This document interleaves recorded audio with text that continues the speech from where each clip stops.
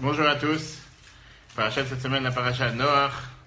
C'est une paracha qui est riche en histoire, près de 1000 ans d'histoire, comme on a déjà vu la semaine dernière. Ce qu'on va voir aujourd'hui ensemble, c'est, suite au déluge qu'on parle dans la paracha de cette semaine, comment pouvoir s'en sortir du déluge de la parnassa, du déluge qu'on appelle du gagne-pain. Qui veut dire, beaucoup de gens se cassent la tête, beaucoup de gens se soucient, se font des ennuis pour savoir comment gagner leur vie. Et beaucoup de gens ont des difficultés, beaucoup de gens se disent, je gagne ma vie aujourd'hui, qui me dit que je vais gagner demain, qui me dit que je n'aurai pas de concurrent. Et beaucoup de gens se posent des questions. Pourquoi Dieu n'a pas pu faire en sorte qu'on puisse recevoir notre gagne-pain, notre parnassa de manière facile, sans casse-tête, sans ennui? C'est connu que Dieu envoie la parnassa à tout le monde, très bien. Mais pourquoi il a choisi de l'envoyer d'une manière si difficile ou si bizarre que ça? Il nous laisse toujours avec un sentiment de manque, un sentiment de doute, un sentiment de on ne sait pas ce qui va se passer. Et la majorité de l'humanité sur Terre, en général, fait rentrer beaucoup moins de qu'est-ce qu'elle dépense. Et il y a toujours ce souci de comment terminer le mois. Et même ceux qui ont assez d'argent, ils ont le souci toujours de se dire, peut-être j'ai un concurrent qui va ouvrir juste en face de moi demain. Peut-être j'ai quelqu'un qui va faire en sorte que je vais tout perdre. Toujours avec une crainte, toujours quelque chose qui n'est pas sûr et n'est pas clair. Comment sortir de ce stress? Comment sortir de cet ennui? Comment sortir de ce casse-tête? Est-ce que ça n'aurait pas été plus facile pour Dieu de nous donner les choses de manière beaucoup plus calme, beaucoup plus large, sans avoir besoin de se prendre la tête, sans avoir besoin d'être toujours stressé? Stressé et toujours sur les nerfs, et toujours avec ce manque. Parce que la réalité, on te dit qu'il y a une fameuse phrase que la Gemara dit, comme on va tout de suite voir, que le fait d'avoir un frigidaire plein, tu n'as pas forcément toujours faim. Quand tu as le frigidaire vide, tu as beaucoup plus faim. C'est un exemple que la Torah elle répète sans arrêt, que ça ne ressemble pas à quelqu'un qui a de quoi manger, avec quelqu'un qui n'a pas de quoi manger. Quelqu'un qui a de quoi manger, pas forcément il va vouloir manger tout de suite, parce qu'il sait que s'il veut, il peut aller manger. Quelqu'un qui n'a pas de quoi manger, il va toujours être sur le manque, sur sa faim, etc. Et donc, ce qui dérange, c'est que ce n'est pas seulement une histoire en rapport avec la parnassa, mais c'est un problème qu'on voit par exemple avec la pluie en Israël. Bizarrement, chaque année, on a le même doute. Je parle au temps du temple et de nos jours. Comment sera la température cette année? Est-ce qu'il y aura assez de pluie? Il n'y aura pas assez de pluie? Est-ce que j'aurai assez de ce que j'ai besoin pour pouvoir vivre? Je n'aurai pas assez besoin. Pourquoi Dieu doit toujours faire en sorte qu'on est toujours avec ce doute, on est toujours avec cette crainte? Pourquoi ça n'aurait pas été plus facile de faire? Il y a une abondance de pluie, il y a une abondance. Est-ce que ta femme va tomber enceinte? Elle ne va pas tomber enceinte? Pourquoi certains la doivent attendre 1 an, 2 ans, 3 ans? Parfois, va savoir combien d'années avant d'avoir un enfant. Et de l'autre côté, tu as parfois des gens qui, sans aucun effort et sans aucune prière particulière, ils ont un enfant tous les ans, tous les 2 ans, sans difficulté principale. Regardons aujourd'hui ensemble quelque chose de très intéressant. La Gemara Psachim, page 54b. La Gemara nous dit la chose suivante. Tano Rabanan, tu vois le premier numéro. Il y a 7 choses que Dieu il a cachées des yeux de l'homme. Pas seulement qu'il les a cachées, on ne pourra jamais les savoir. Dieu ne t'a pas dévoilé quand est-ce que ces choses-là vont se passer.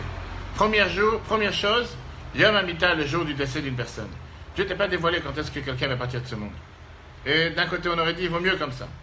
De l'autre, deuxième chose, Yom HaNechama, le jour de la consolation. Quand est-ce que quelqu'un il sera consolé après qu'il a eu un problème ou quoi? Troisièmement, Omek Hadin, la profondeur du jugement. Quatrièmement, Ein Adam Yodea Ma Belibo Shel Chavero. C'est difficile de savoir ce qu'il y a dans le cœur de l'autre. Une fois que tu veux parler avec quelqu'un, il peut être heureux, il peut être joyeux, et en fin fond du même, il est totalement brisé. Et de l'autre côté, tu veux parler avec quelqu'un qui va peut-être être brisé, mais à l'intérieur, il n'est pas si brisé que ça. Cinquième, et ça c'est le plus important, ce qui nous concerne aujourd'hui, Ein Adam Yodea Bameh Mistaker. Personne ne sait comment ils vont gagner sa vie. On va tout de suite voir ce que ça veut dire. Sixièmement, Malchut Bet David Matai Tarzor, on ne sait pas quand est-ce que la royauté du roi David, le royaume du roi David va revenir. En 2 mots, quand est-ce que Mashiach arrive, ou Malchut Chayevet, le 7e, Malchut Chayevet Matai Tichle. Quand est-ce que les royaumes ennemis, ces empires qui font du mal au peuple juif, quand est-ce qu'ils vont disparaître? Ça, c'est ce que la Gemara nous nomme. 7 choses que Dieu n'a pas dévoilé le secret à la personne. Ce qui on va s'arrêter aujourd'hui, ce qui nous concerne, par rapport à la parnassa. Pourquoi Dieu n'a pas dévoilé à une personne comment elle va gagner sa vie? Combien? Ça n'a pas été plus facile que Dieu vient te voir le soir de Kippour et il te dit, mon cher ami, cette année, je t'ai accrédité une subvention de 10 millions d'euros pour ce que tu as besoin cette année. Tu as jusqu'à la fin de l'année 5778 pour les utiliser. C'est tellement plus facile pour chacun, il n'y a pas besoin de se casser la tête. La Chumash Dvarim nous dit, par rapport à la terre d'Israël, que c'est la terre dans laquelle Dieu dit clairement qu'il la protège du début de l'année à la fin de l'année. Enfin, jusqu'à la fin, ça va tout tomber. Comme d'hab. Pour savoir combien de pluie va tomber cette année. Pourquoi le rapport avec la pluie? Puisque si Dieu veut, la semaine prochaine en Israël, il commence à demander la pluie. Nous, on attend jusqu'à, en général, la période de Hanouka. Mais en général, en Israël, c'est toujours le 7 Rejvan, 15 jours après la fin des fêtes. C'était pour donner le temps à celui qui habitait loin de Jérusalem de revenir chez lui à la maison jusqu'à celui qui était le plus loin. Et c'est aussi en fonction du déluge qu'on parle dans la paracha de cette semaine, quand on sait en réalité que le déluge ne s'est jamais terminé. On va tout de suite rentrer dans les détails de combien de temps a duré le déluge officiel, mais on parle du déluge de la Parnassa, qui donne des soucis à chacun tous les jours. Et la question qui est demandée, comme on a vu tout à l'heure, qui c'est qui bénéficie de cette histoire? Qui c'est qui en gagne? Qui c'est qui est heureux d'avoir une telle situation, de ne pas savoir comment tu vas gagner ta vie? Est-ce que c'est le métier que je dois faire? Est-ce que c'est pas le métier que je dois faire? Et si c'est le métier que je dois faire, qui dit qu'à la fin de l'année, j'aurai plus de gains que de pertes, etc. Parachat cette semaine nous parle d'abord de la désolation, voire du choc, si on peut dire, ou le fait que Dieu il a été, si on peut dire, dégoûté de ses propres actions. Après 1500 ans d'histoire, le monde s'arrête de fonctionner. La vie est devenue comme l'enfer sur terre, et Dieu il a décidé qu'il est arrivé le temps de détruire le monde qu'il a créé en 6 jours. Si on veut résumer ça en un mot, tout ce qui s'est passé à l'époque en découle des envies, des plaisirs et des désirs. Le monde est devenu une jungle où les gens étaient tellement à la poursuite du plaisir, la poursuite des envies, qu'il n'y avait rien sur terre pour les arrêter. Tout était permis, tout était faisable, il n'y avait aucune règle, c'est l'anarchie totale. On va analyser ensemble les versets que la Torah elle emploie. Et on va voir comment la Torah elle te dévoile, entre ce qu'on a vu la semaine dernière et cette semaine, comment graduellement les plaisirs et les désirs montaient de cran, montaient de niveau en niveau, à tel point que Dieu s'est dit c'est insupportable. On ne peut plus continuer comme ça. Ça a d'abord commencé avec la création de l'homme. L'homme est né, Adam, vendredi dernier, si on en est dans la chronologie des temps. Vendredi dernier, il est né et malheureusement le même jour, quelques heures après, il a déjà fait la faute avec l'arbre de la connaissance. Dieu il avait interdit à Adam et Ève de ne pas manger de l'arbre de la connaissance. Ils ne pouvaient pas résister à cette seule interdiction que Dieu leur a donnée, ils ont mangé de l'arbre. L'ego continue à gonfler avec leurs enfants. Caïn ne peut pas supporter qu'il n'est pas l'élève, il n'est pas l'enfant le plus réussi de la famille. Il est parti volontairement pour aller tuer de manière la plus atroce son frère. Troisième étape que la Torah nous dit comme quoi les envies et les plaisirs ont continué à se répandre. Et ça, c'est avec un verset bizarre que la Torah nous utilise à la fin de la semaine dernière, Bereshit. Qu'est-ce qu'elle dit la Torah? Vayi ki echel Adam, regarde le chiffre 2. Quand l'homme a commencé la rove al pnei Adama, à se multiplier sur la terre, ubanot yuldulahem, ils ont eu des filles.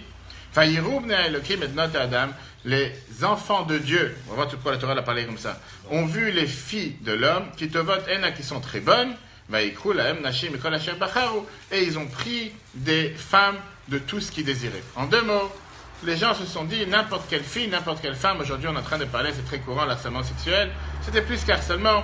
Je pouvais me marier, les gens ils se mariaient, ils avaient des rapports avec qui ils voulaient, comme ils voulaient, sans différence, sans loi, sans règle, ni quoi que ce soit. La question qui est demandée, pourquoi la Torah elle emploie un tel texte? Quelle est la nouveauté que les êtres humains ont eu des enfants, des filles, et que les gens se sont mariés avec eux, ce qui est tout à fait la norme, si on peut dire, c'est la manière comment Dieu a créé les choses sur terre. Rashi t'explique, la Torah n'a pas dit les enfants des humains, elle a dit les enfants de Dieu. D'abord, le sens simple, on parle des enfants, même des gens les plus importants, même des juges, etc. Vient Rabbi Yudan, Rashi te dit, qu'est-ce que ça veut dire Tovot? Ça veut dire qu'ils faisaient en sorte de soi-disant leur promettre un mariage, qu'ils vont se maquiller, se rendre belles pour le mariage, et juste avant le mariage, il y avait un des grands frères ou un des autres de la communauté qui venait et qui avait des rapports avec elle avant de se marier. En 2 mots, il n'y avait pas de règles, il n'y avait pas de loi, il n'y avait pas de valeur, il n'y avait pas d'éthique. Qu'est-ce que ça veut dire Mikol Asher Bacharu? La Torah te dit, Rashi te dit, qu'est-ce que ça veut dire qu'ils se mariaient ou ils prenaient des femmes de tout ce qu'ils choisissaient, même des femmes mariées, même des relations entre hommes, même des relations entre animaux. Bref, c'était la jungle totale.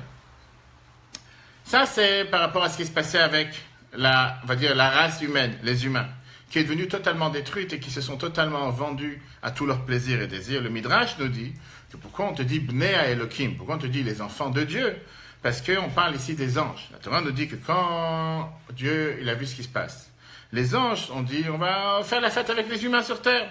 Dieu qu'il a eu la peine, on a vu dans la paracha de Noach, de ce que les hommes font. 2 anges sont venus le voir, Shamchazai et Azaël.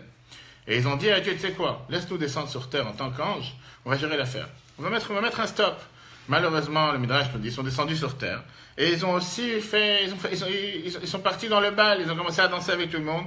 Et ils ont vu les filles de l'humain, ils n'ont pas pu se retenir. Et le Midrash nous continue, que Shamchazai a fait tchouva, Azaël a continué avec ses bêtises, et il continue encore une fois jusqu'à aujourd'hui, à soi-disant, comment on appelle ça, motiver les humains aujourd'hui à poursuivre derrière les filles, et ce qui est en plein dans la période dans laquelle on parle, le harcèlement sexuel, ça continue à cause de ce Azaël. Et d'ailleurs, la Torah nous dit que c'est la raison pourquoi on amène un sacrifice qui on l'envoie là à Azazel, pour pardonner sur les actions de cet ange qui s'appelait Azaël. Ça, c'est la parenthèse. Bref, les envies, les désirs, les plaisirs continuent à se répandre dans le monde, à tel point que la paracha de cette semaine, Noach, chapitre 6, verset 11, 3e paragraphe, te dit, va être malé à Haaretz Hamas, que la terre s'est remplie de vol. Hamas, la Torah voulait parler et faire allusion au vol. Ça veut dire que la Torah te dit que le monde est devenu complètement fou, à tel point que les gens continuent à voler l'un à l'autre, et automatiquement, il n'y avait plus aucune règle. Le Kli Yakar, commentateur du Chumash, il vient et t'explique ici une explication merveilleuse. Et il te dit ici un message qui est pertinent, qui est riche et qui est énorme pour la vie et la réussite de chacun d'entre nous. Il te dit que le message qu'on entend dans ces parachutes qu'on vient de voir, c'est qu'il n'y a pas de limite à l'envie. Il n'y a pas de limite au plaisir. Ce qui veut dire, si quelqu'un, il est accro au plaisir, si quelqu'un, il est accro à tous les désirs matériels, il n'aura jamais suffisamment pour sa faim. Il va toujours vouloir aller de plaisir en plaisir, de désir en désir, d'envie en envie, jusqu'à ce qu'il peut tomber dans les endroits et les lieux et les choses les plus pires sur terre. On va arriver à la tchouva. Kliak vient t'explique et te dit que parfois les gens peuvent penser que quand tu fais quelque chose une fois, alors bon, tu as fait une interdiction, une fois tu vas pas le recommencer. Si tu vas voler seulement une fois, tu as attrapé ce que tu avais besoin, tu ne vas pas chercher à voler encore une fois. La Torah vient te dire que non. Si tu as un désir ou un plaisir quelconque, si jamais tu ne sais pas te mettre un stop, on va voir après comment, tu ne pourras jamais t'arrêter. Et si tu n'auras pas ce que tu as, tu vas tout faire pour pouvoir l'obtenir et tu seras prêt à faire tout ce que ces gens-là ils ont fait. Ça, c'est ce que le Kliakar nous dit dans le chiffre 3. Vayar Hashem kira rabat haaretz à Adam que l'homme était mauvais parce qu'ils ont fauté avec l'adultère, les relations interdites. Et le Kliakar te dit c'est une envie, un désir tellement grand qui ne sera jamais rassasié. Comme la Gemara Souka, page 52 te dit, il y a un petit membre chez l'homme, si tu le rassasies, en réalité, il est encore plus affamé. C'est pour ça qu'ils ont continué à voler, parce que celui qui aime l'argent, qui aime les plaisirs, il ne sera jamais rassasié d'argent. Son désir et son plaisir continuent à grandir. Et c'est pour ça que la Torah te disait, Dieu te disait, c'est grave, comme même la phrase qu'on a vue la paracha la semaine dernière, que le désir, le penchant des pensées et du cœur de l'humain était mauvais toute la journée. À tel point, la personne a eu le temps de devenir tellement mauvais. Le Kliakar t'explique qu'il n'y avait pas un moment que tu n'es pas rassasié. Chaque instant, tu cherches comment encore plus remplir tes désirs et remplir tes plaisirs. Ok. D'après le Kliakar, on comprend aussi pourquoi la Torah elle a employé ici le terme Rabba, qui veut dire beaucoup. Qu'est-ce que ça veut dire beaucoup? La Torah elle te dit le même mot qu'elle a employé par rapport au Maboul, au déluge, que la 600e année, depuis la création du monde, Dieu il a ouvert ces grandes sources d'eau. Et la Gemara elle emploie aussi le mot Rabba. Viens la Gemara Sanhedrin pour te dire que l'un est en relation avec l'autre. C'est quoi les grandes sources d'eau? Les sources d'eau. Les grandes sources d'eau, les fontaines, peu importe comment Dieu les a créées, il n'y a pas forcément un nom. Dieu quand tu vois des fois, tu vas vers la montagne, tu vois toutes ces sources d'eau qui n'arrêtent pas de tomber. Quand tu vois aujourd'hui un ouragan, tu vois une tornade, on va savoir qui est tombée en 10 minutes, Porto Rico, on va savoir les dernières semaines, c'est ce qu'on a vécu. Comment ça inonde? Imagine-toi un instant, comme on va tout de suite voir, 40 jours de tornade ou d'ouragan. Pas 10 minutes, pas une demi-heure. On peut s'imaginer le monde entier était envahi par l'eau, comme on va tout de suite voir. Le client qui vient et te dit que Dieu il a vu que les envies humaines sont tellement grandes. Il a vu que la personne n'arrive pas à satiété. Quand tu manges, tu as mangé une demi-heure, bref, ton corps il est plein, t'es rassasié. Mais ils ont vu que là, par rapport au plaisir, par rapport au désir, il n'y a plus aucune limite. Mais lui, il n'y a pas de repenti. C'est pas un problème de repenti. C'est que la personne n'avait plus aucune barrière pour se dire tout le temps que je ne vais pas remplir mes plaisirs et mes désirs, tout le temps que je ne vais pas atteindre et obtenir ce que j'ai besoin, tout est permis. Et il s'est dit que si c'est comme ça, la personne est prête à violer, voler, avoir des relations avec quiconque. C'est exactement ce qu'on est en train de parler dans le monde aujourd'hui, avec malheureusement ce fameux acteur en Amérique. Et Dieu a décidé, je vais les punir avec cette eau. Cette eau qui n'a pas de fin, cette eau qui va venir et qui va détruire toute l'humanité, tout ce qui a été créé, reformaté. Seul moyen quand tu as un virus, ou qu'il y a un problème dans l'ordinateur parfois, le seul moyen c'est de faire un reformatage. Regarde ce que le Midrash nous raconte sur Bereshit avec Alexandre Mogdon, qui avait été un des rois les plus puissants à l'époque et qui avait conquéri tellement de pays. Il est arrivé au royaume de Katsi, qui était de l'autre côté des montagnes obscures, et il voulait voir qu'est-ce qu'il peut conquérir là-bas. Le roi, il est sorti, le roi de Katsi, le Midrash nous raconte, est sorti de là-bas avec un plateau en or, et avec dessus un pain qui était fait en forme d'or. Un pain en or. Et il a voulu montrer à Alexandre Mogdon, qui était un des plus grands rois à l'époque, que tu es devenu tellement fou, tu as un tellement grand empire, tu ne sais plus quoi faire pour pouvoir avoir encore un pays, conquérir encore. On a eu ça en France il y a 200 ans avec Napoléon, on a eu ça avec Saddam Hussein, on a eu ça avec plus grands tyrans qui existaient dans l'histoire, que ça ne leur suffisait pas, ce qu'ils avaient, qu'il fallait envahir le voisin, envahir autrui. Bref, il lui a dit, tu es tellement prêt pour tes folies de même manger un pain en or. C'est vrai que c'est un pain, mais ce n'est pas un vrai pain, c'est un pain en or. Alors, pour lui montrer comment il avait raison, le Midrash nous raconte comme quoi le roi de Katsi a pris Alexandre Mogdon. Et il a dit, tiens, viens, on va faire un jugement, on va voir, on va essayer de, pas être médiateur, mais regarder comment se déroule un jugement entre les gens de notre pays. 2 personnes arrivent, et ils ont dit, moi j'ai vendu la maison à mon ami, et une fois que j'ai vendu la maison, il a commencé à creuser sur la maison, il a trouvé un trésor. Moi, je lui ai dit, le trésor ne t'appartient pas. Pourquoi ça ne t'appartient pas? Parce que moi, je t'ai vendu la maison, je ne t'ai pas vendu le trésor qui est en dessous. La maison t'appartient. Et donc, tu gardes la maison, mais le trésor qui est en dessous, que si tu ne l'as pas acheté, est le mien. Viens, la deuxième personne, elle dit, pas question. Tu m'as vendu la maison et le terrain, tout ce qu'il y a dans ces murs, dans ce terrain, dans cette toiture, dans les combles, c'est à moi. Il n'y a pas de raison que ce ne soit pas à moi. Alors, le roi de Katsi, il demande à Alexandre Mogdon, il fait, nous alors, qu'est-ce que tu aurais fait dans le jugement? Qu'est-ce que tu décides de faire? Alexandre, elle a répondu, moi je vais leur supprimer le trésor et je le fais passer au royaume. Les impôts, l'État, je décide que ça ne leur appartient pas, ils n'arrivent pas à s'en sortir, le trésor il est pour moi. Très bien. Alors, le roi de Katsi, il lui dit, tu sais quoi? Ça montre comment vous êtes mauvais, comment vous êtes méchant. Je n'arrive pas à croire que le soleil règne chez vous et la pluie n'arrête pas de tomber. Et pourquoi? Dieu, il a fait ça à cause des gens comme vous, qui se comportent comme des animaux. Mais il a dit, c'est quoi cette logique? De dire, je leur enlève le trésor. Alors, Alexandre Mogdon, il demande au roi de Katsi, toi, qu'est-ce que tu aurais fait à la place? Dis-moi, qu'est-ce que tu aurais fait dans ce cas-là? C'est très simple. Moi, j'aurais proposé à l'un de marier son enfant avec la famille de l'autre, et le trésor le donner pour les enfants. Et comme ça, on a réglé tous les problèmes. Ça, c'est ce que Midrash nous raconte par rapport à la paracha de cette semaine. Continuons dans notre histoire. Une fois que Dieu il a vu que la terre est pleine de vols, pleine de viols, pleine d'adultères, il a décidé de reformater la création. Et comme ça, il a décidé de repasser au nouveau, de repasser au départ. Dieu il est parti voir Noach, qui était considéré un tzaddik pour ses générations. Construis-moi une arche, l'arche de Noé, ce fameux paquebot de 150 mètres de long, comme les yachts plus ou moins qu'on trouve aujourd'hui sur la Côte d'Azur. Et, je ne sais pas s'ils font 150 mètres, de mettre là-bas ta famille, de reprendre une délégation, représentation de tous les animaux qu'il y avait sur Terre. Et le Torah te dit, quand Noach a eu 600 ans, le deuxième mois, le 17e jour du deuxième mois, d'après Rashi, c'était le 17 Rejvan, une avis. La pluie a commencé à tomber, et c'était un déluge qui est tombé, qui a détruit, qui a envahi, qui a submergé toute l'humanité tout entière. Rien n'est resté du vieux monde, à part cette ancienne arche de Noé qui flottait sur l'eau. Comme ça a duré 150 mètres. Comme ça a duré 5 mois, 150 jours. Quand pendant ces 150 jours, comme je te disais tout à l'heure, tu as 40 jours de pluie torrentielle qui vient, et en même temps, tu as les eaux des abîmes qui montent de la terre. Bref, c'est le chamboulement total. Après cette période de 17 Sivan, l'eau s'est arrêtée, elle a commencé à diminuer petit à petit. L'année d'après, le 27 Rejvan, donc nous sommes maintenant 1 an et 10 jours après que l'eau a commencé à tomber, Noach a reçu l'ordre de Dieu de sortir de l'arche. Ça, c'est plus ou moins l'histoire. Revenons au point central du sujet aujourd'hui. Parlons quel est le sens profond et le sens spirituel de tout ça.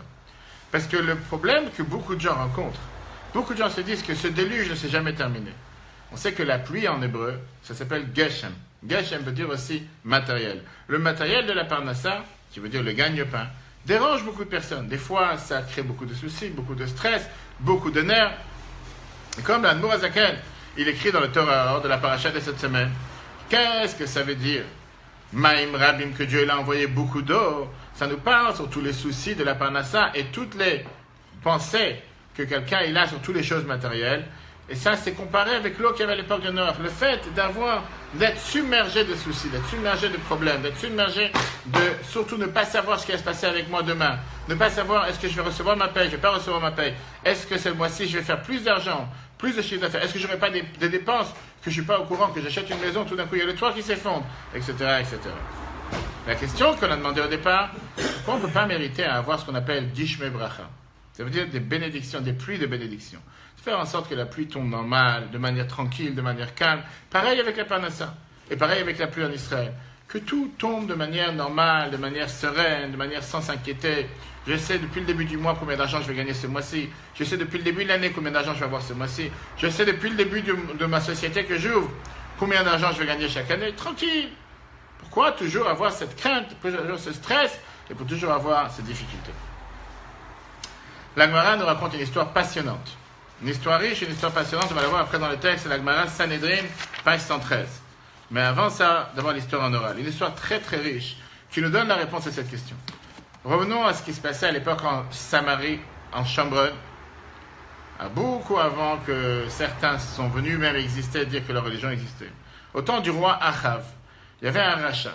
C'était ce roi qui était considéré comme un impie, quelqu'un de mauvais, qui avait construit un temple pour tous ses idoles, qui avait amené sa femme de Sidon, Isabelle. Il a même écrit sur les portes de la maison que Achav renie ses différents idoles, etc. Bref, il a tué beaucoup de personnes. Il a tué Nevot du Carmel. Une fois, il a rencontré Eliyahu Hanavi. Il a rencontré Eliyahu en vivant, Eliyahu le prophète. Et il a voulu se vanter. Il a ouvert sa bouche devant Eliyahu Hanavi contre Dieu, en disant, dans la Torah, c'est écrit dans le schéma que vous dites tous les jours, vers le deuxième paragraphe du schéma. Va'avatem Elokim acherim, vous allez servir les autres dieux, l'idolâtrie. Vechara af Hashem bachem, on dit dans le schéma que Dieu va s'énerver contre vous. Et qu'est-ce qui se passe? Ve'atzar et Hashemayim, Dieu va arrêter le ciel. Qui veut dire, il n'y aura plus de pluie, il n'y aura plus d'abondance, il n'y aura plus quoi que ce soit. Voilà, moi je suis un grand idolâtre et j'ai tous les bonheurs sur terre. Tout ce que je veux, j'ai.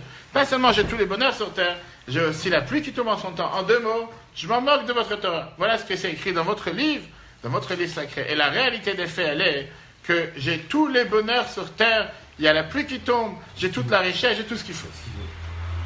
Il y a un avis qui entend ça, prophète Élie, il est très énervé. Et il dit, c'est quoi?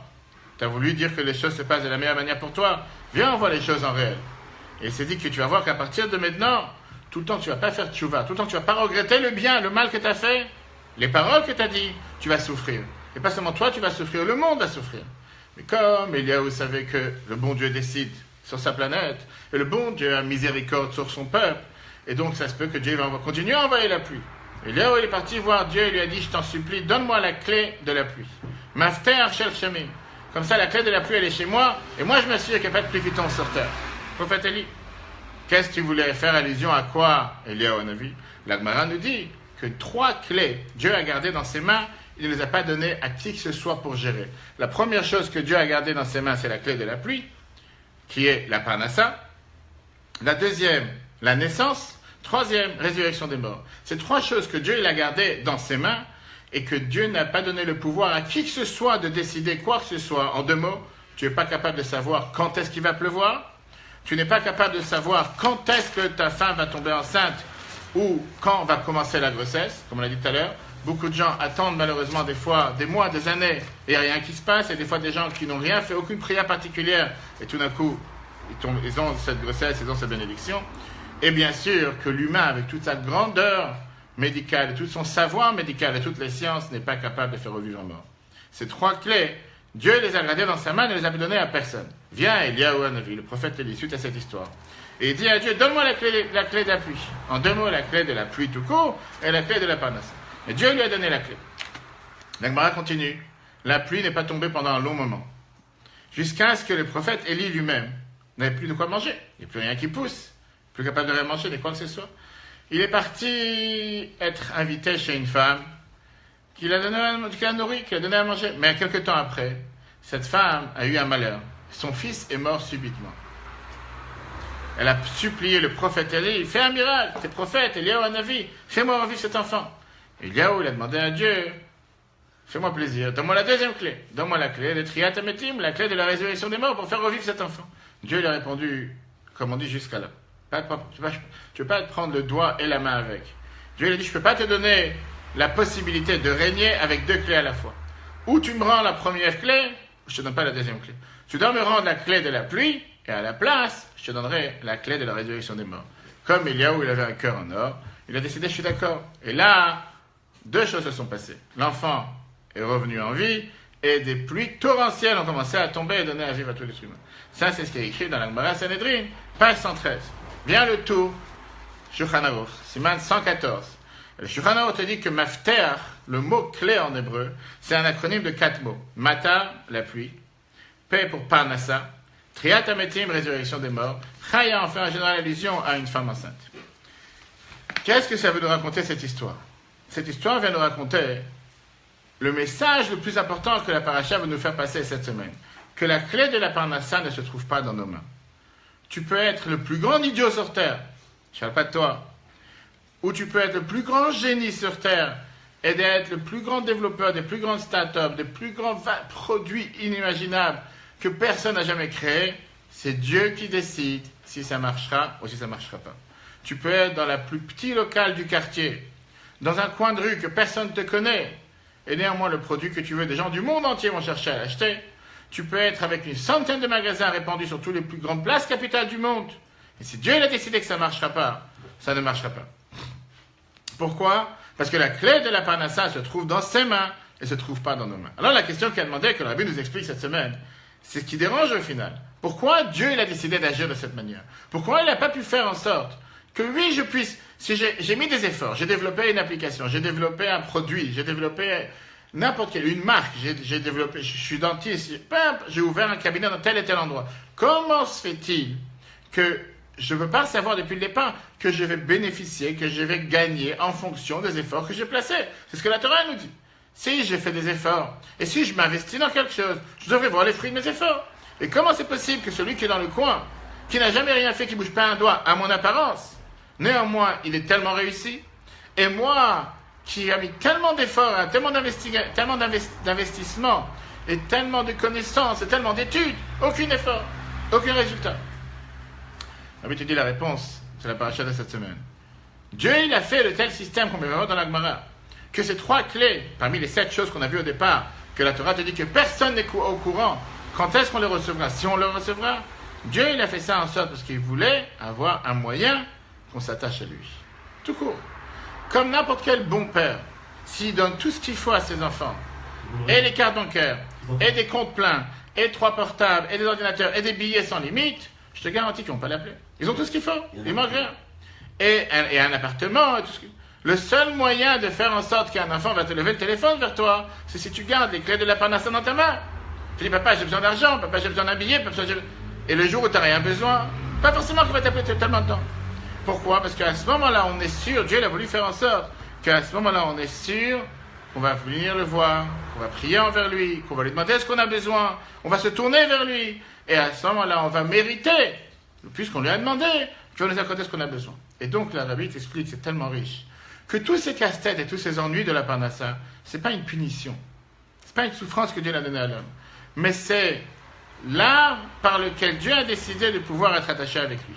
C'est ce qu'on peut dire, le dosage le plus naturel face à l'ego naturel de l'homme, qui fait en sorte qu'on puisse rabaisser son ego et venir demander à Dieu ce qu'on a besoin. Imagine-toi un instant que tu n'aurais pas eu besoin de demander quoi que ce soit. Tu aurais dit, tu sais quoi, comme tout a commencé, je te rappelle l'histoire qu'on a vue tout à l'heure, avec ce roi qui est parti voir Achav, qui est parti voir Eliyahu Hanavi, il dit, je t'embête, j'ai tout ce qu'il faut sur terre. Dans votre Torah, c'est écrit que quand on est idolâtre, on ne peut pas avoir la pluie. Voilà, je suis idolâtre. J'ai construit un temple d'idole, et néanmoins j'ai tout ce qu'il faut. Et Eliyahu Hanavi dit, c'est ça le problème.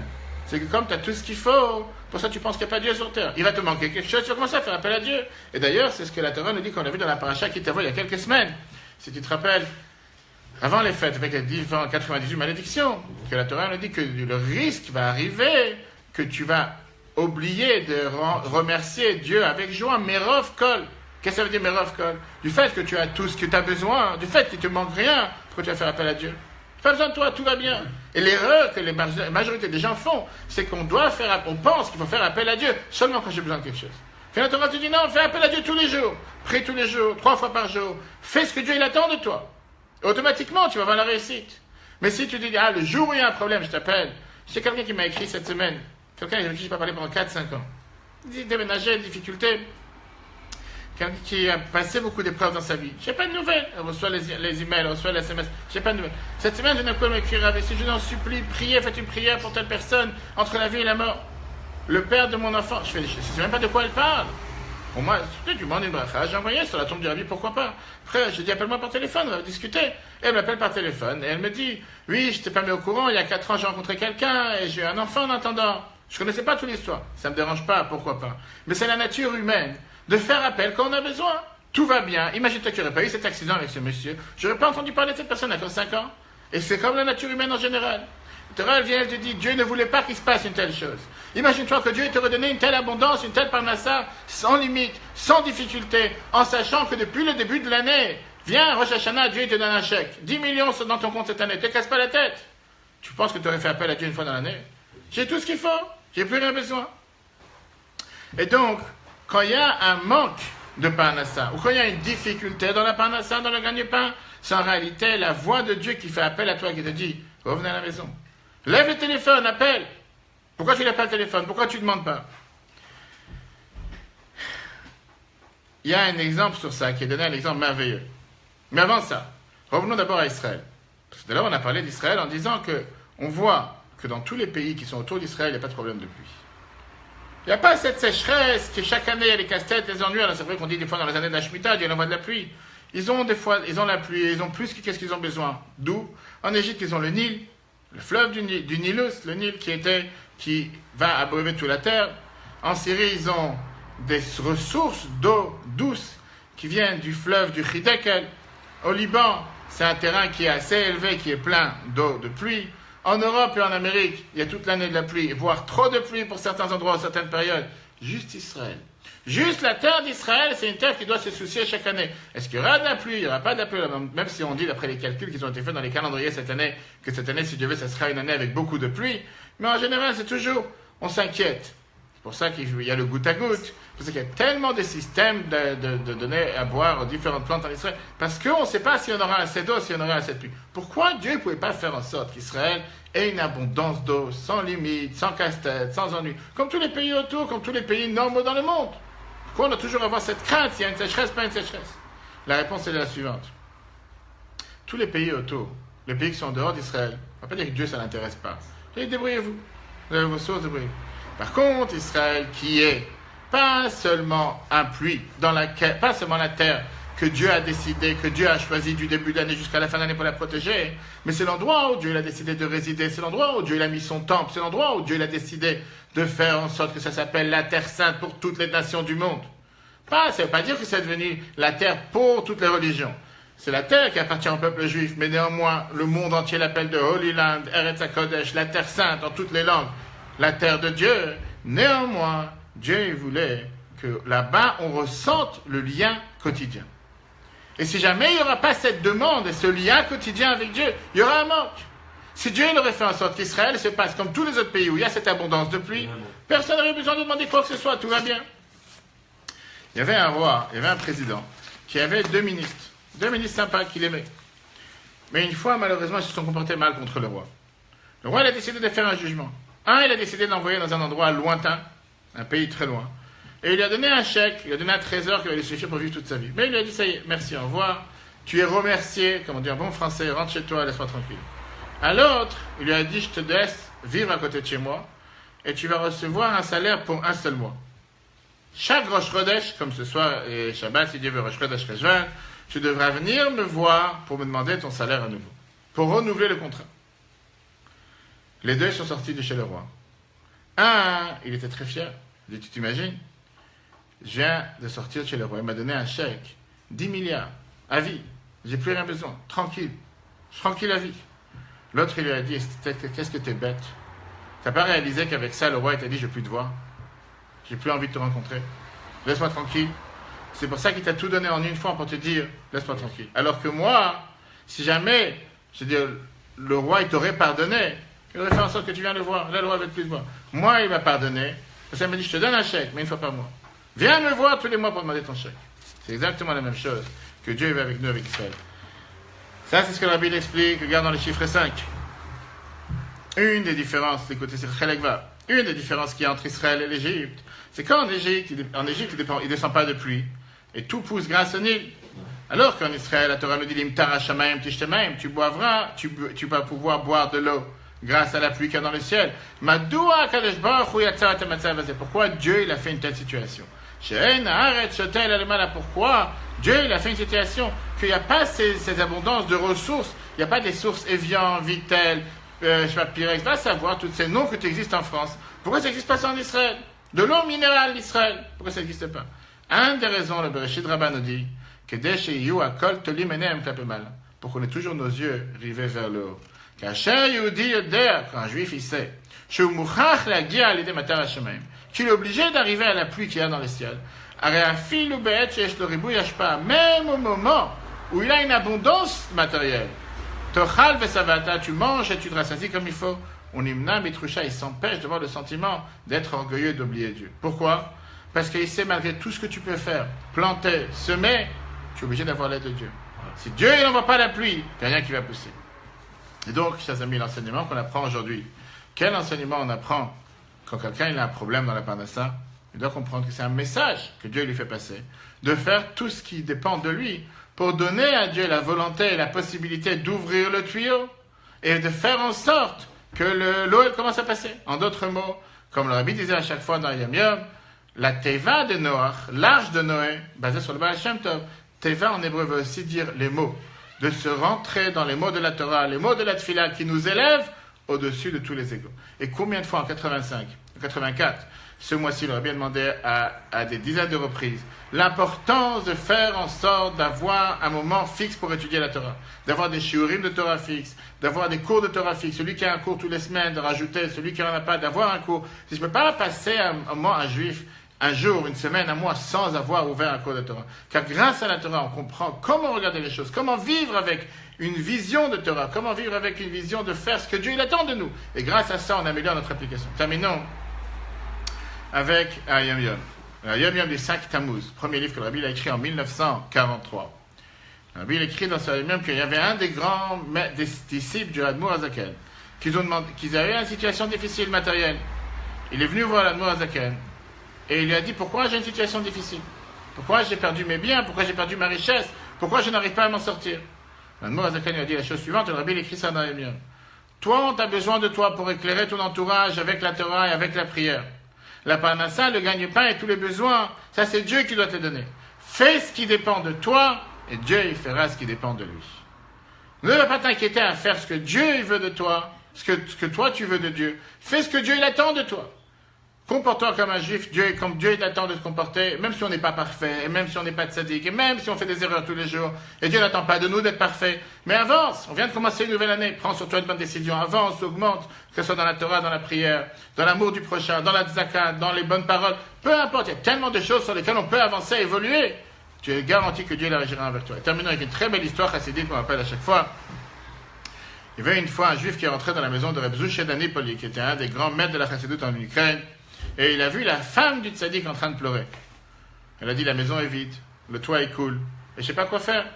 Il est parti à la synagogue et il voit le mari, il voit Reb Zouch en train de rigoler, s'éclater de rire, en train de danser. Il lui dit: je ne comprends pas. Comment tu peux être si heureux alors qu'à la maison, ta famille sont si tristes? Il a dit: c'est quoi le problème? Eux, ils s'appuient sur moi que je leur amène la parnassa, que je leur amène le gagne-pain. Et puisqu'ils savent comment je suis un tel nul, et je ne suis pas capable de ramener de l'argent à la maison, ils ont de quoi être souciés. Alors que moi, je m'appuie sur Dieu qui va mener ma parnassa. Et je suis sûr que tôt ou tard, Dieu ne va pas m'abandonner. Alors c'est sûr qu'on n'est pas tous des tzadikim, Dieu il attend de nous de faire ce qu'il faut faire, on doit faire ce qu'il faut faire matériellement, mais ne pas oublier que la clé de la parnassa est dans les mains de Dieu. Chers amis, que Dieu fasse qu'on mérite d'avoir tous une parnassa large, sans soucis, sans casse-tête, sans ennui, sans difficulté. Que tout le peuple juif soit béni avec une abondance de bénédictions. Surtout qu'on vient de commencer cette année, et que Dieu fasse que grâce à ça, nous méritons tous ensemble, pas seulement d'avoir la tranquillité, d'avoir la sérénité, de ne pas avoir de stress, de ne pas avoir d'ennui, de ne pas avoir aucune difficulté dans les 3 clés que nous avons mentionnées, que ce soit la parnassa, que ce soit la grossesse, que ce soit pour les personnes qui attendent d'avoir des enfants, pour les personnes qui ont des problèmes de santé. Mais rappelons-nous la clé de ce qu'on vient de voir, que quand Dieu il fait en sorte de faire un rappel, d'envoyer un réveil à une personne, attrapons ce réveil, faisons en sorte de se retourner vers lui, de parler à lui, de prier envers lui, et à ce moment-là, on est garanti d'avoir la plus grande abondance. Chers amis, très bonne journée à tous. Je rappelle à tout le monde que si Dieu veut, l'application de tous les cours jusqu'à présent est déjà sortie sur Android, e-Torah. Si Dieu veut, dans très très peu de jours, elle va sortir aussi ce rappel avec tous les cours depuis 2 ans et demi. On aura le temps de propager, de faire savoir à tout le monde, et afin, avec ça, renforcer encore plus la diffusion de la Torah pour tous ceux qui veulent et qui peuvent à distance participer à tous les cours. Que Dieu vous bénisse. Chodesh Tov, comme vient de dire notre cher ami Robert. On a l'habitude en général, la veille de Rosh Chodesh, d'écrire au Rabbi. Si Dieu veut, cet après-midi, j'écris au Rabbi la veille du mois. Si quelqu'un a des noms ou des demandes particulières, qu'il n'hésite pas à m'envoyer un message privé. Et si Dieu veut, à la semaine prochaine, en attendant, Chodesh Tov pour le nouveau mois de Chodesh Mar Cheshvan, qui est appelé le mois Mar, qui veut dire parfois amer, parce que c'est un mois où il n'y a pas de fête. De l'autre côté, c'est le mois dans lequel nous allons faire descendre toutes les bénédictions qu'on a reçues le mois de Tishri. Le mois de Cheshvan, c'est Rosh Chodesh, à partir de ce soir jusqu'à samedi soir. Très bonne journée à tous et à la semaine prochaine.